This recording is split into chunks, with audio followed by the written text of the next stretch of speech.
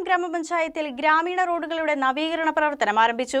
നവീകരണ പ്രവർത്തനങ്ങൾ Antony John MLA. ഉദ്ഘാടനം ചെയ്തു.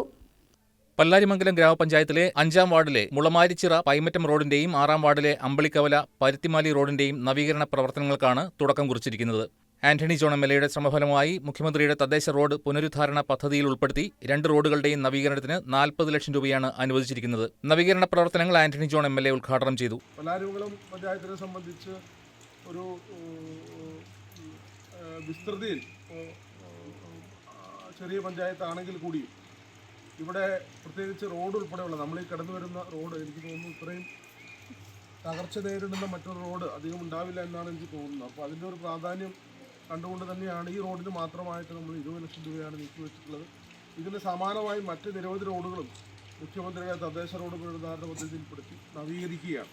അപ്പോൾ ഗ്രാമീണ മേഖലയിലെ റോഡുകളും അതോടൊപ്പം തന്നെ പൊതുമരാമത്ത് വകുപ്പിൻ്റെ ഉടമസ്ഥയിലുള്ള റോഡുകളുമെല്ലാം ആധുനിക നിലവാരത്തിലേക്ക് BM&BC നിലവാരത്തിലേക്ക് മാറ്റുന്ന പ്രവർത്തനം കൂടി നമ്മൾ ഏറ്റെടുത്തിട്ടുണ്ട്.